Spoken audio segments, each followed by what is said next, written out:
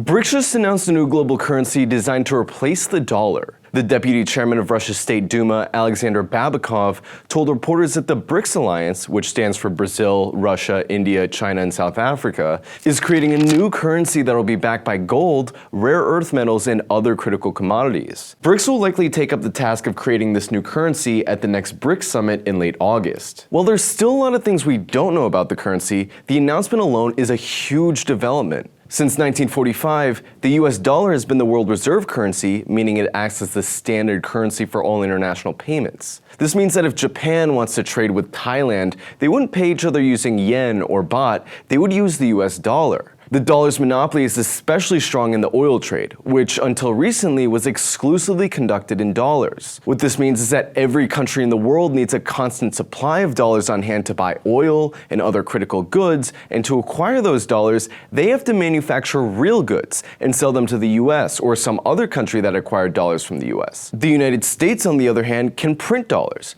meaning they can essentially go into debt for free. Economist Barry Eichengreen describes it as the following. It costs only a few cents for the Bureau of Engraving and Printing to produce a $100 bill, but other countries have to pony up $100 of actual goods and services in order to obtain one.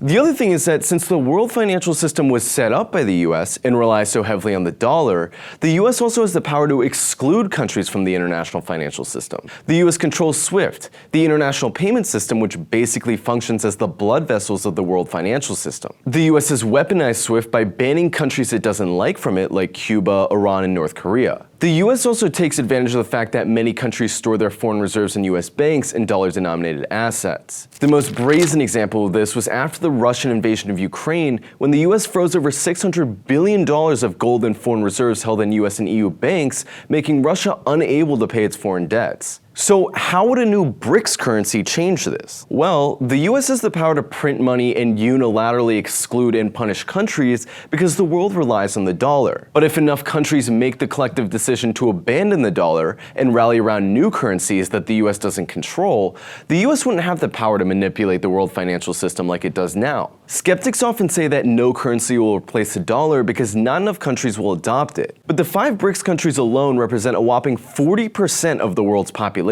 If you add the countries that are applying for BRICS membership, it becomes a little under half. If all these countries started demanding BRICS currency in trade instead of the dollar, the rest of the world would likely have to lessen their foreign reserve holdings of US dollars and increase their holdings of the new BRICS currency. Other countries will also probably find the BRICS currency more appealing because it's not controlled by a single country, unlike the dollar. For centuries, the imperialist countries used their military and financial supremacy to siphon off resources and labor out of the rest of the world. Now those countries are banding together and starting their own currency, backed by that same wealth of resources, which will dramatically reduce the value and relevance of Western fiat currencies. While some are going to continue to insist that de-dollarization will never happen, many would argue that it's the current hegemonic position of the dollar that won't last, and that a new financial system that reflects the new multipolar world was always bound to emerge.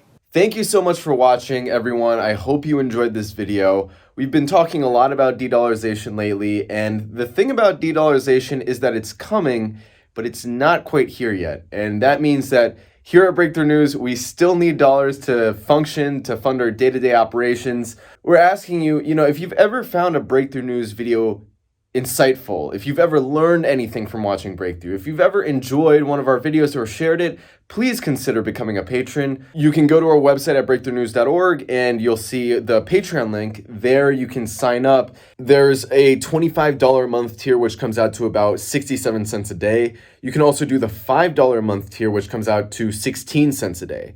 But the different tiers will get you different things, and there is content that is exclusive to our Patreon subscribers. So if you've ever enjoyed Breakthrough, if you feel like supporting us, we don't get corporate funding. We don't get funding from anyone but people like you. So if you could, just throw us a few bucks a month, it would go a long way.